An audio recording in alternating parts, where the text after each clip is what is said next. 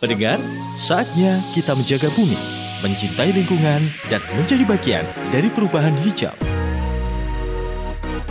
Saatnya kita bicara alam. Bicara alam.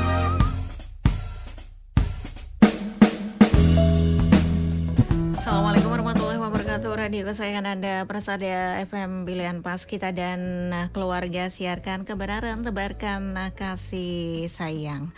Ya, selamat pagi pendengar Persada FM dimanapun Anda berada. Bagaimana kabar Anda di pagi hari ini ya? Saya harapkan kabar Anda dalam keadaan baik, sehat, keluarga, dan tidak kurang suatu apapun ya. Ya, pagi hari ini pendengar, hari Sabtu 18 Zulhijjah 1446 Hijriah atau bertepatan dengan 14 Juni 2025. Saya Isna Taskia hadir kembali menjumpai Anda di kebersamaan kita pagi hari ini ya. Kebersamaan kita sampai nanti purna di pukul 11 siang. Dan pada pagi hari ini kita hadir kembali dalam talkshow Bicara Alam untuk edisi hari ini ya, Sabtu 18 Zulhijjah 1446 Hijriah atau bertepatan dengan 14 Juni 2025.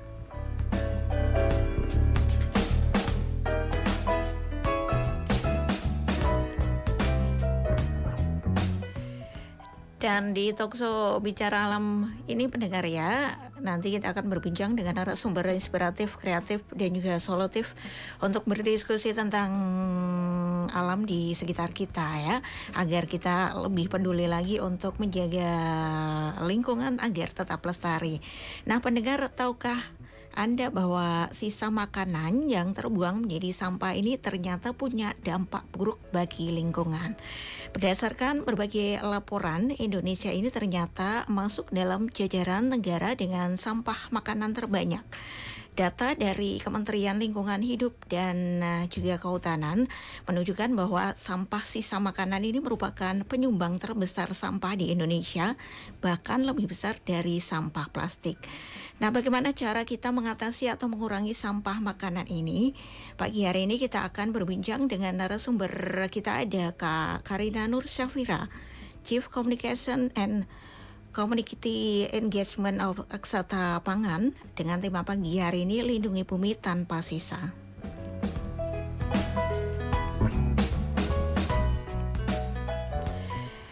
Dan talkshow Bicara Alam pagi hari ini juga kami siarkan melalui live streaming ya. Silakan Anda bisa tonton langsung siaran kami di channel YouTube kami 102,2 Persada FM, dan Anda nanti bisa bergabung untuk meninggalkan komentar di kolom chat ya, atau bisa melalui nomor WhatsApp kami di 081393809000 atau di nomor telepon kami 02716381123.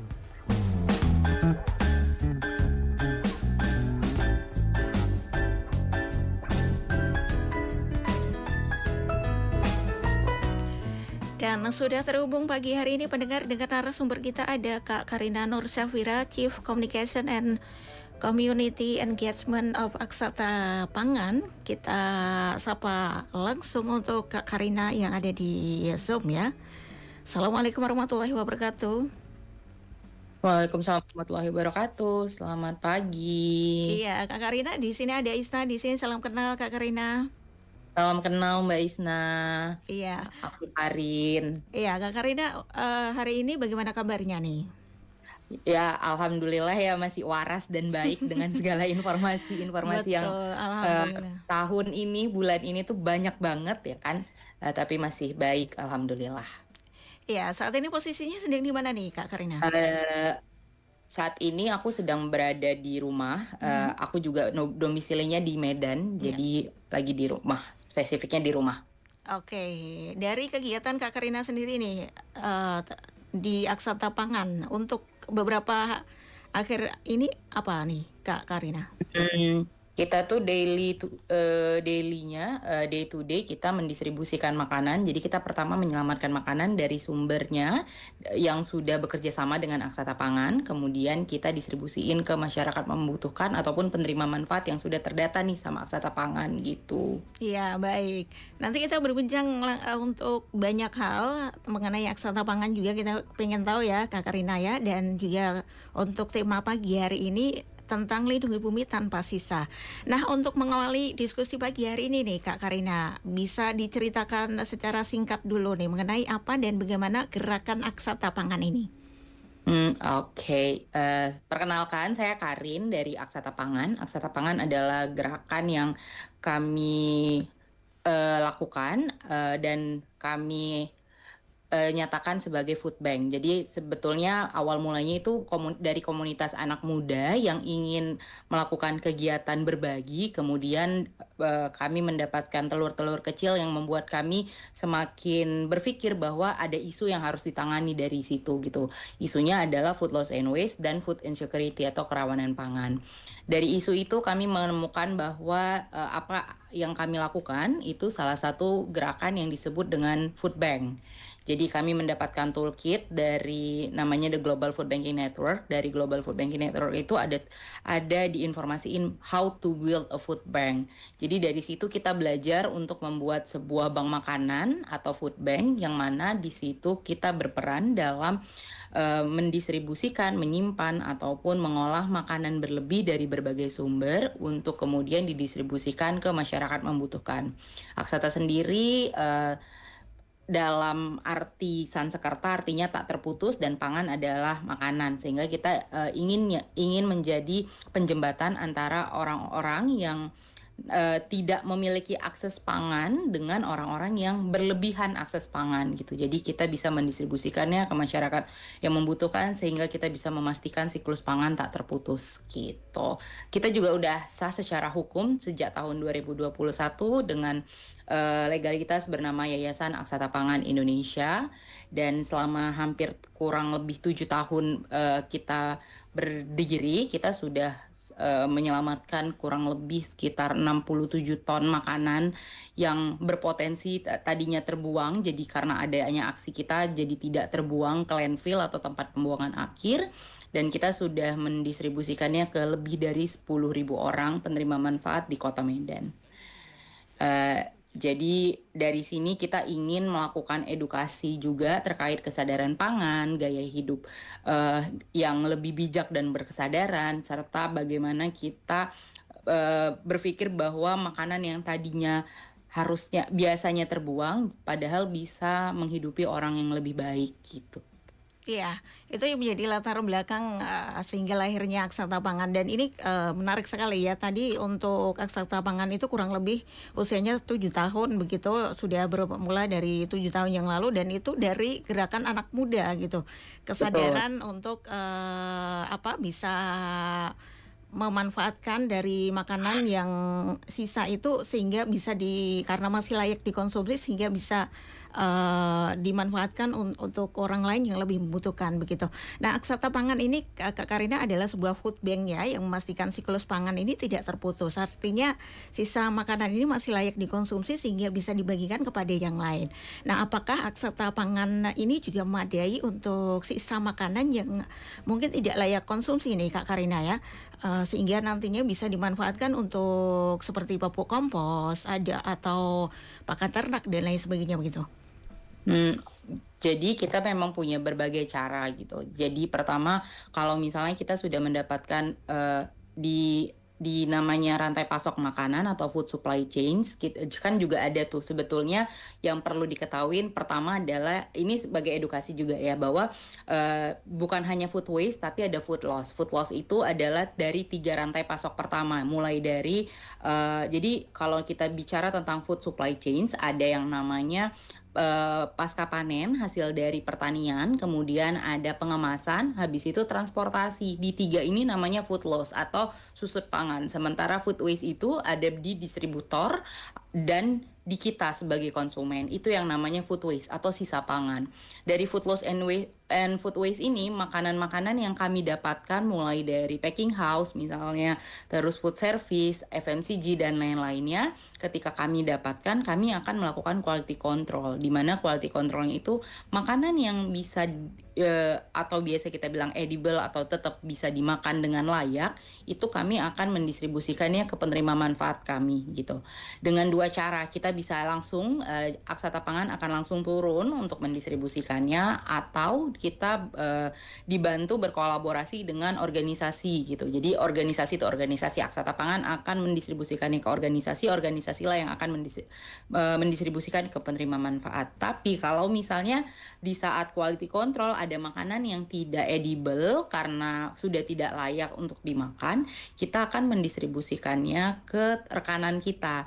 Itu ada salah satunya adalah TPS di Universitas Sumatera Utara. Mereka mengelola maggot, jadi langsung bisa dimakan sama maggot, dan atau mereka juga bisa melakukan pembuatan kompos. Kalau dari Aksata Pangan sendiri, kita memang belum melakukannya sendiri, tapi kita sudah punya rekanan untuk mengolah atau mengelola makanan yang tidak layak tadi gitu. Karena berdasarkan hierarki pemulihan makanan yang direkomendasikan oleh Environmental Protection Agency yang USA, bahwa di hierarki pemulihan makanan yang pertama itu kita harus menangani itu dari sumbernya.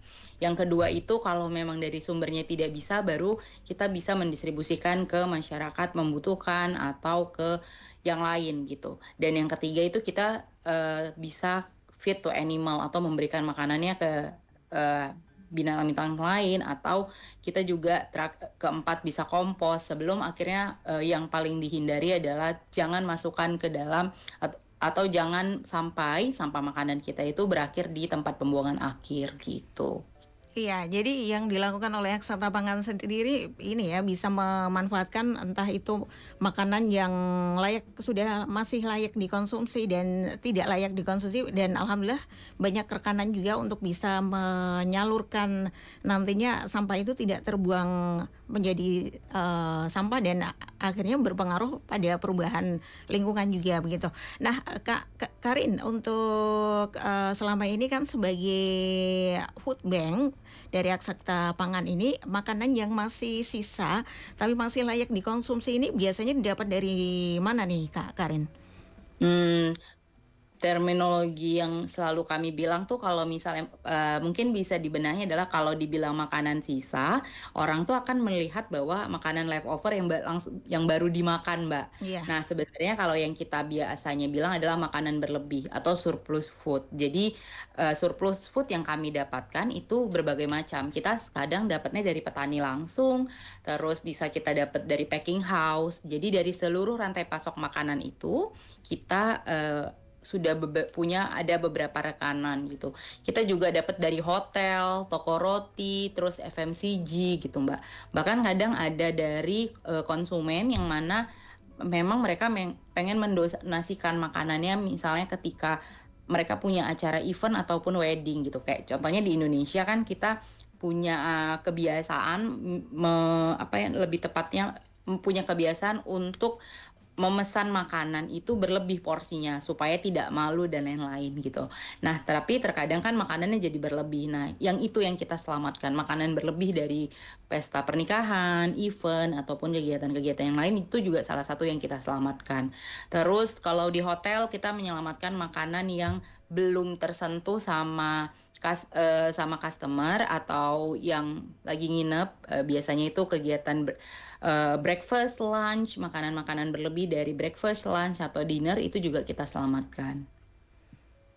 Iya, jadi sebutannya ini ya, karena kalau disebut makanan sisa nanti dipikir tidak layak dikonsumsi. Jadi sebutannya adalah makanan yang berlebih begitu. Iya, Kak Karin, untuk tadi kan dari makanan yang berlebih itu yang masih layak dikonsumsi itu nantinya akan disalurkan ke penerima manfaat. Nah, ini penerima manfaatnya dari siapa saja nih, Kak Karin?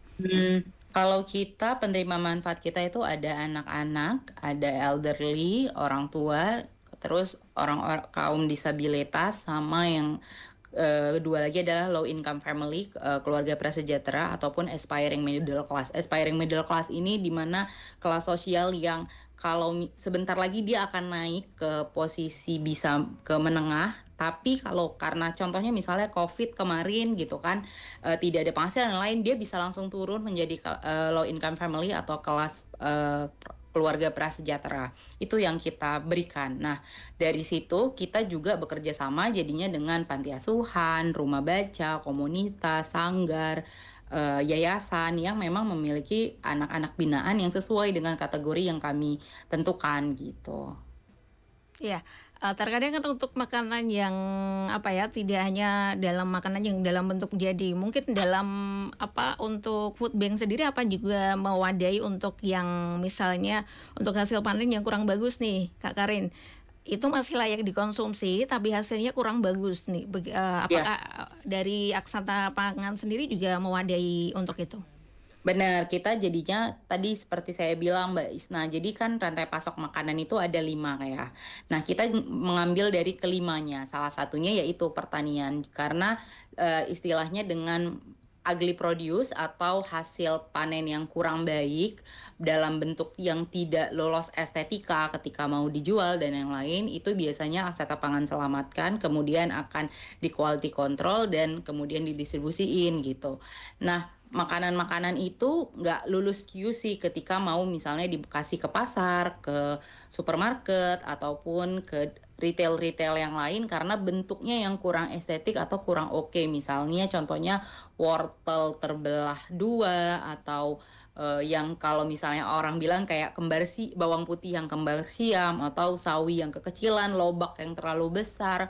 Kita mendapatkan berbagai jenis makanan ataupun sayur segar, bahkan kalau memang ada roti yang mau karena kita juga partnernya ada roti yang misalnya hari ini dimasak, biasanya dimasaknya kan atau dipanggangnya itu malam untuk yang dikonsumsi hari ini gitu.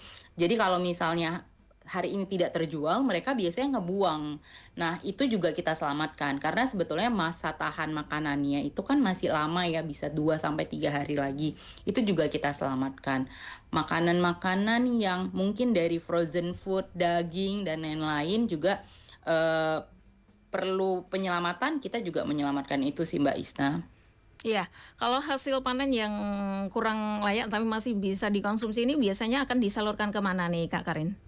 Sama ke penerima manfaat juga gitu. Jadi kita akan jadi kalau misalnya makanannya sayur-sayur segar itu udah kelihatan ya bentuknya kurang oke dan lain-lain, itu nanti bakal disortir dulu sama tim Aksata Pangan dan volunteer Aksata Pangan yang biasanya kami sebut food rangers.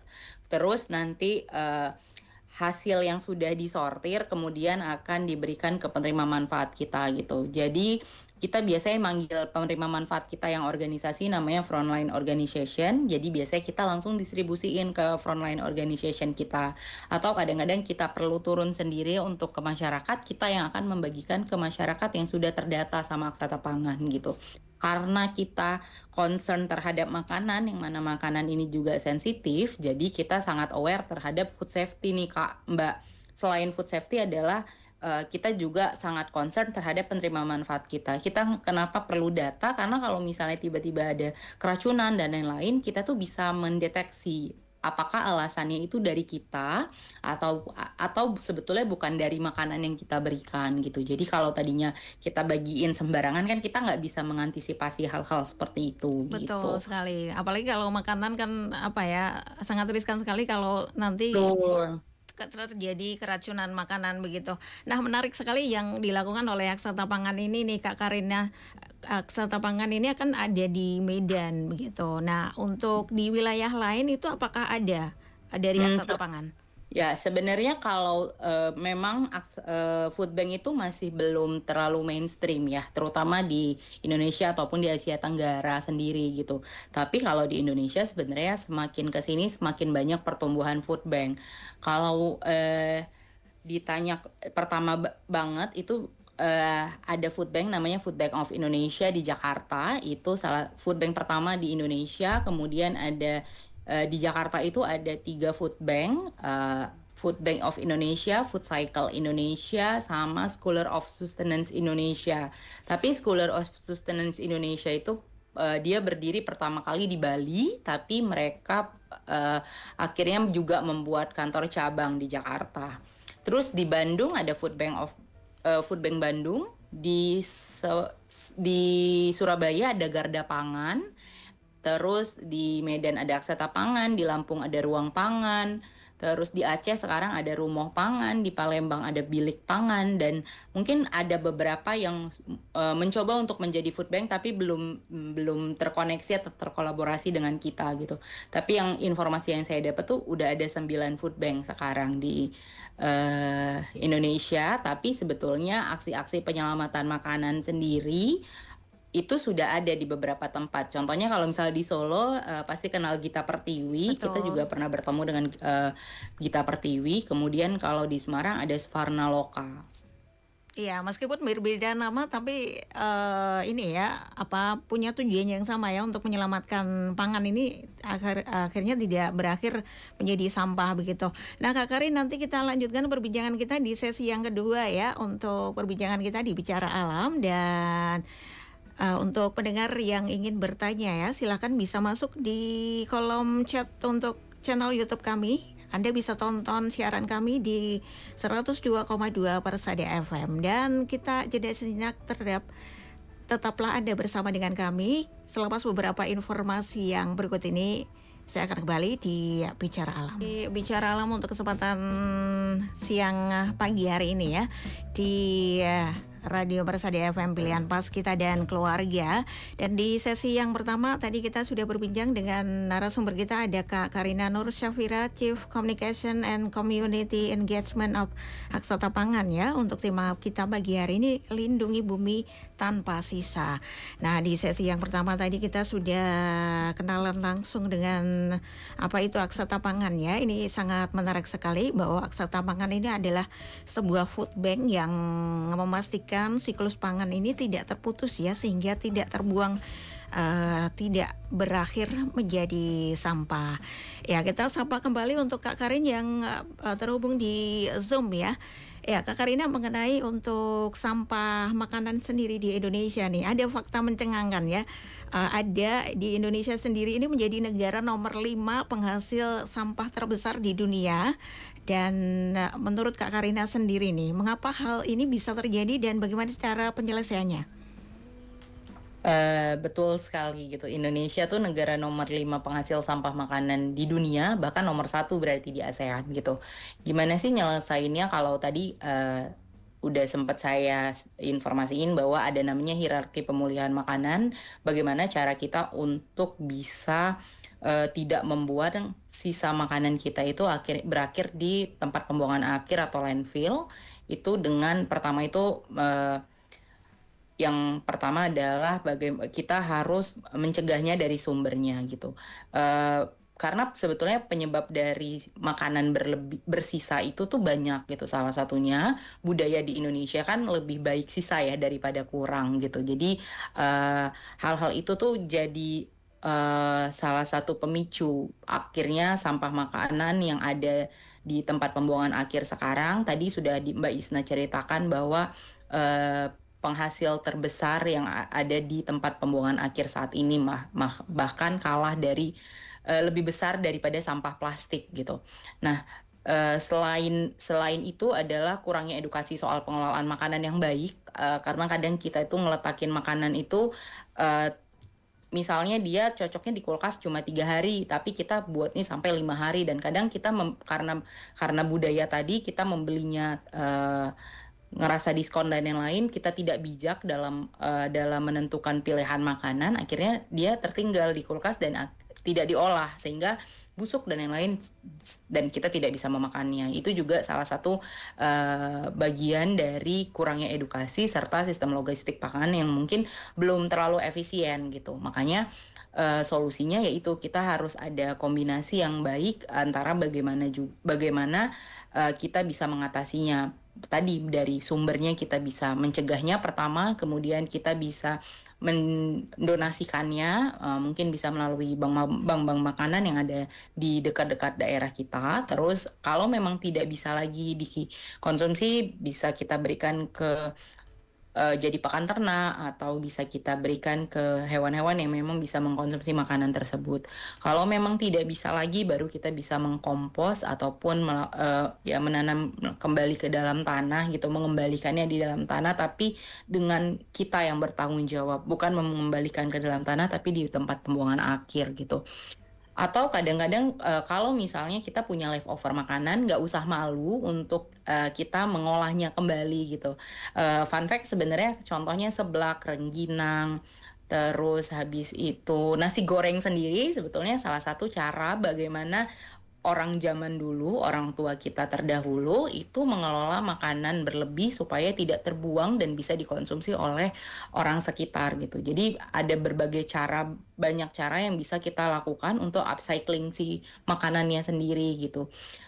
Selain itu mungkin juga solusinya adalah perlunya ada regulasi terkait khusus tentang food waste. Saat ini belum terlalu ada regulasi terkait food waste sendiri atau food loss and waste tepatnya. Jadi mungkin yang kalau ditanya ke saya pasti kombinasinya antara kebijakan yang kuat juga edukasi dari sekolah ataupun bukan hanya sekolah, tapi seperti ini diskusi yang terbuka untuk masyarakat agar tahu, serta kolaborasi dari komunitas, organisasi ataupun partisipasi aktif untuk dari seluruh individu untuk bisa berpikir secara berkesadaran ketika mengelola ataupun mengonsumsi makanan yang kita bertanggung jawab dan berkesadaran sih Mbak. Iya, dan ini yang menariknya di masyarakat kita sendiri nih Kak Karin ya. Kalau misalnya kita hadir dalam sebuah pernikahan atau misalnya acara-acara tertentu begitu, kalau kita sampai menghabiskan makanan itu orang akan takut dinilai agak rakus begitu. Nah, tanggapan dari Kak Karin sendiri bagaimana nih? Ya benar sebetulnya, makanya kalau mengambil ya kita juga tetap harus bijak gitu. Kalau misalnya memang sanggup kita makan, menurut saya pribadi tidak masalah gitu. Rakus atau tidaknya itu kan tanggapan orang, dan kita nggak bisa. Saya pribadi berusaha untuk belajar bahwa kita nggak bisa mengantisipasi tanggapan orang terhadap kita gitu. Tapi gimana kita bisa memperbaiki diri itu adalah tugas kita. Salah satunya ya mengkonsumsi makanan dengan bijak gitu. Kadang banyak orang itu sebenarnya mengambil makanan itu banyak banget karena takut nanti tidak kedapatan. Tapi habis itu kemudian ketika mau dimakan atau dikonsumsi, mereka tidak menghabiskannya karena sudah terlanjur kenyang dan lain-lain gitu. Jadi lebih tepatnya mungkin kalau memang mau ngambil banyak, tapi harus bertanggung jawab untuk menghabiskan itu gitu. Iya, dan untuk menanamkan tanggung jawab ini memang sebaiknya itu dimulai dari diri kita sendiri, kemudian pada keluarga, termasuk anak-anak sendiri harus ditanamkan sedini mungkin ya Kak Karin ya, agar nanti kebiasaan ke depan itu mereka akan terbiasa untuk menghabiskan makanannya begitu. Nah Kak Karin, untuk sampah makanan ini kan kita menilai bahwa ini bukan seperti sampah plastik yang lebih susah terurai begitu. Dan tapi ternyata ini saya pernah baca kalau di portal online begitu, kalau tumpukan limbah pangan itu ternyata turut menjadi penyebab pemanasan global dan perubahan iklim yang ada di bumi ini. Nah, ini kenapa bisa terjadi seperti ini, Kak Karin? Jadi kalau misalnya tadi sampah makanan berakhir akhirnya di landfill, jadi ada penumpukan dan lain-lain, di mana sistem tempat pembuangan akhir kita adalah yang open dumping ataupun saat ini mungkin contohnya open dumping gitu. Nah, ketika sampah makanan itu bertumpuk akan menghasilkan gas metana, yang mana gas metana itu adalah salah satu gas yang membuat emisi gas rumah kaca. Yang mana juga si gas metana ini lebih kuat, lebih dahsyat sekitar 25-80 kali daripada gas karbon dioksida, yang mana juga salah satu pembentuk emisi gas rumah kaca gitu. Salah satu gas yang termasuk emisi gas rumah kaca gitu. Jadi kalau misalnya tergabung ada gas metana itu akan bisa membuat pemanasan global, Mbak, gitu. Salah satunya juga bisa membuat ledakan dahsyat. Contohnya misalnya yang terjadi di tahun 2005 di Louis Gajah, tempat pembuangan Louis Gajah itu tuh salah satu penyebabnya adalah sampah makanan yang tertumpuk gitu. Iya, dan di TPS-TPS kita sendiri itu kan untuk sampah makanan ini ternyata lebih banyak ya. Betul, berdasarkan data plastik, SIPN begitu. Kalau nggak salah itu sekitar 40-50% itu hasilnya dari sampah makanan, Mbak. Ya, apalagi kalau dari sampah makanan ini kan untuk orang-orang yang tinggal di sekitar TPS sendiri akan mencium baunya yang tidak enak nih. Benar. Kayak begitu ya. Dan ini memang harus menjadi kesadaran dari kita sendiri untuk bertanggung jawab dari makanan yang ada di piring kita untuk kita habiskan ya, tidak menyisakan satu nasi pun di sana begitu. Nah, Kak Karin, untuk ini ya, untuk sampah makanan sendiri ini dari pemerintah sendiri saat ini apakah sudah ada mengatur atau meregulasi tentang keberadaan sampah makanan ini? Setahu saya saat ini belum ada regulasi spesifik, Mbak, terkait food waste. Tapi kalau misalnya sampah kan sudah ada ya regulasinya gitu. Tapi kalau nggak salah tuh ada di Perpres nomor 83 tahun 2018 itu tentang penanganan sampah laut. Itu dia menyebutkan bahwa food waste sebagai salah satu isu gitu. Jadi sebetulnya sudah tahu bahwa ada isu si food waste ini. Tapi memang regulasi terkait food waste sendiri masih dalam tahap perbincangan yang kalau saya tahu gitu. Salah satu. Nah, kementerian salah satunya adalah Badan Pangan Nasional yang sangat erat hubungannya dengan beberapa food bank. Ini kayak kalau nggak salah juga sedang membuka ruang diskusi untuk kami untuk membuat kerangka kebijakan yang lebih mungkin konkret. Bagaimana mereka juga setahu saya lagi berusaha untuk membuat itu dan menjadikan sebagai undang-undang, terutama untuk penanganan food loss and waste gitu.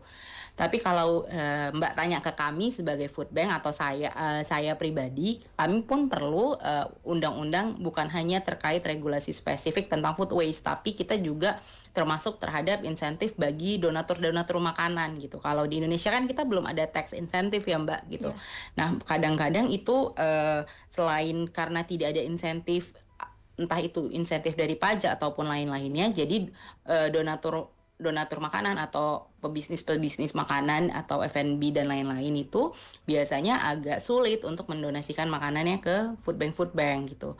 Nah, kalau misal ada regulasi berarti kan ada kekuatan hukum yang membuat akhirnya pengusaha ataupun pebisnis itu bisa mendonasikan makanannya ke food bank yang ada di sekitarnya gitu. Terus karena belum ada itu juga, kami sebagai food bank belum ada perlindungan hukum, Mbak, ketika mau mendistribusikan makanannya.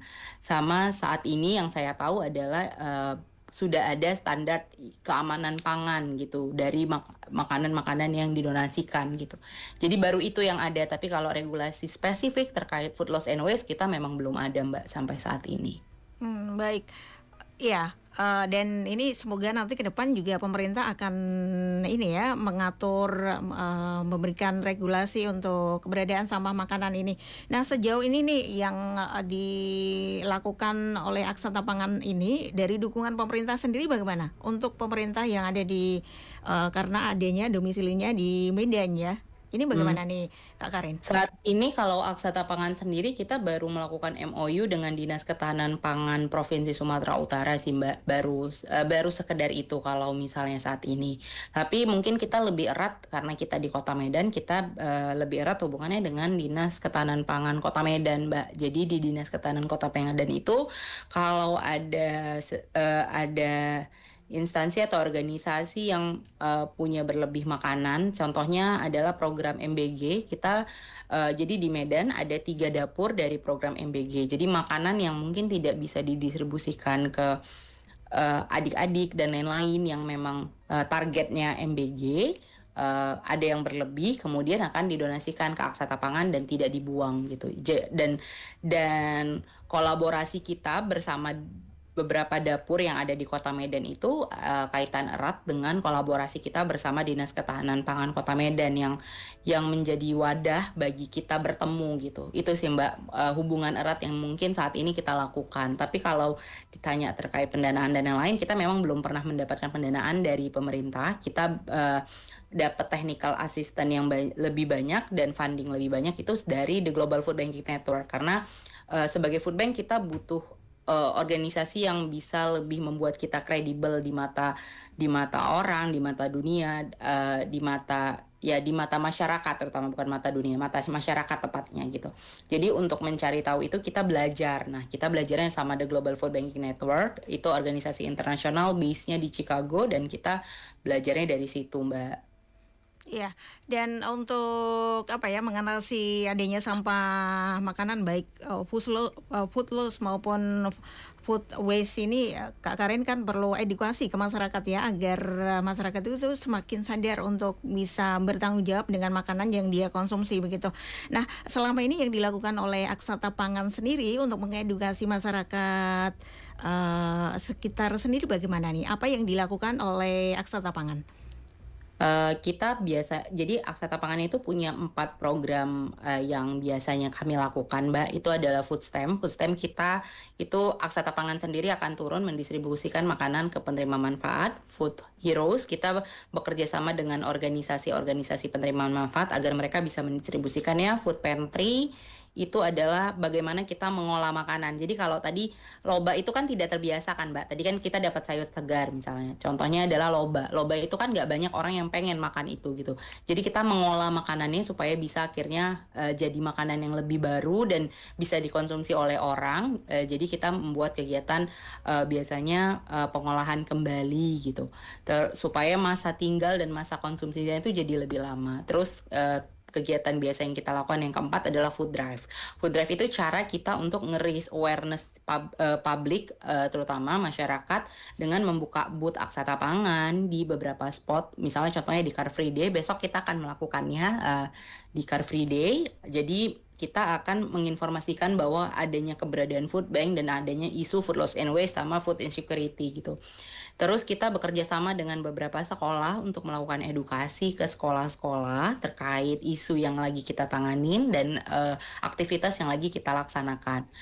Belum lagi juga atau kadang-kadang kita juga melakukannya di food drive itu di kegiatan private gitu. Mungkin kita bekerja sama dengan organisasi ataupun kantor-kantor. Contohnya kita pernah bekerja sama dengan salah satu bank. Jadi kita membuka food drive di situ sehingga mereka tahu gitu. Dan banyaknya kita nge-raise awareness dan menginformasikan ataupun edukasi masyarakat melalui sosial media, Mbak, di Instagram kita serta di TikTok kita @aksatapangan. Ya, terutama untuk membuat konten-konten di TikTok itu bisa ini ya, insya Allah lebih efektif juga untuk bisa mengedukasi, apalagi untuk anak-anak zaman sekarang ya. Ya, Kak Karin, untuk kita sendiri nih Kak Karin ya, yang bisa kita lakukan itu upaya-upaya apa saja yang bisa kita lakukan untuk diri kita sendiri agar kita bisa mengedukasi atau menyadarkan masyarakat atau orang-orang yang ada di sekitar kita. Saya percaya bahwa kita harus memulai pertama kali adalah dari diri kita gitu, baru kita bisa menginfluence orang-orang di sekitar kita. Yang pasti kita harus mengetahui bahwa saat ini makanan yang di depan kita sebenarnya punya perjalanan panjang, Mbak. Karena mereka punya perjalanan panjang. Contohnya misalnya nasi itu kan sebelum jadi nasi dia itu harus diolah dari beras yang mana dipanen atau ditumbuhkan dulu oleh para petani. Kemudian beras itu yang lagi mau ditanam itu perlu air, lahan, energi dan lain-lainnya. Jadi ketika tenaga, otomatis tenaga juga gitu, sumber daya yang banyak gitu. Jadi diingat bahwa makanan yang tadinya kalau misalnya mau kita buang itu sebenarnya punya banyak perjalanan panjang, yang mana kalau misalnya kita buang ya berarti perjalanan panjangnya juga sia-sia gitu. Jadi apa yang perlu kita lakukan adalah kita mulai bijak dan berkesadaran ketika kita mau mengambil makanan, terus mengolah makanan, itu yang mungkin pertama kali kita bisa lakukan gitu. Karena setiap sendok makanan yang kita habiskan secara sadar terutama itu sebetulnya cara kita atau bentuk cinta kita kepada bumi gitu. Salah satu aktivis yang biasanya ya aktivis lingkungan saya bisa bilang namanya Mbak Gita. Mbak Gita itu pernah berkata bahwa sebenarnya saya setuju dengan pernyataannya bahwa sebetulnya bukan bumi yang sebetulnya butuh kita, tapi kita yang butuh bumi gitu. Tanpa kita ya bumi sebenarnya nggak sesakit sekarang gitu. Tapi jadi masyarakatnya lah yang sebetulnya harus dirawat, harus diedukasi gitu Mbak. Jadi ya kita juga harus aware terhadap isu-isu yang lagi berjalan saat ini, terutama terkait isu sampah makanan gitu, susut dan sisa pangan. Terus karena selain sadar, kita juga harus tahu bahwa sebenarnya dari makanan yang kita buang itu bisa menghidupi masyarakat yang membutuhkan gitu. Itu sih Mbak. Jadi yang pertama adalah kita mulai dulu dari kita untuk sadar dan bertanggung jawab serta bijak dalam mengelola dan mengkonsumsi makanan kita. Terus baru kita bisa influence ke yang lain, karena saya percaya bahwa dari sebuah hal kecil akan terus bisa menjadi hal besar. Dari rumah, dari piring kita sendiri, ya kita juga bisa ikut serta dalam menjaga bumi kita. Iya betul sekali. Jadi memang ketika kita bisa memberikan contoh yang baik, itu insya Allah orang-orang di sekitar kita terus sendiri akan bisa ikut juga secara tidak langsung ya. Ya baik Kak Karin, untuk kebersamaan kita di Bicara Alam pagi hari ini sudah hampir habis ya. Untuk yang terakhir nih Kak Karin, pesan apa yang Kak Karin ingin sampaikan untuk pendengar dan juga pemirsa yang menyimak di Persada FM pagi hari ini terkait isu sampah makanan ini? Silakan. Aku percaya setiap orang tuh punya peran dalam melindungi bumi, terutama karena kita lagi bicara tentang isu sampah makanan. Jadi aku percaya bahwa kita tuh bisa ngelindungi bumi sama-sama, karena kita itu bisa menjadi penjembatan untuk menghubungkan kepedulian terhadap lingkungan dan kemanusiaan, karena itu dua hal yang bisa sejalan. Jadi yuk sama-sama kita rawat bumi ini dan dengan cara paling sederhana, yaitu tidak menyia-nyiakan makanan gitu, atau makan sampai habis. Nah, dan kalau teman-teman ingin tahu lanjut tentang aksi-aksi itu bisa berkunjung ke food bank yang ada di sekitar teman-teman. Kalau yang di Medan boleh berkunjung ke Aksata Pangan dan bisa menjadi relawan biasanya di seluruh food bank yang ada. Dan teman-teman juga, karena aku dari Aksata Pangan, bisa cek aktivitas kita di @aksatapangan. Karena semua yang kita lakukan untuk bertumbuh, salah satunya adalah asalnya pertama adalah dari diri kita sebelum kita menginspirasi orang lain. Ya baik Kak Karin, terima kasih atas waktunya sudah menyediakan waktu di Talkshow pagi hari ini di Bicara Alam. Sukses selalu untuk Kak Karin dan sukses juga untuk Aksata Pangan. Terus semangat selalu untuk menebarkan kebaikan. Terima kasih Kak Karin. Assalamualaikum warahmatullahi wabarakatuh. Terima kasih Mbak Isna atas obrolan hari ini. Sama-sama Kak Karin. Ya, Assalamualaikum warahmatullahi wabarakatuh Kak Karin. Waalaikumsalam warahmatullahi wabarakatuh.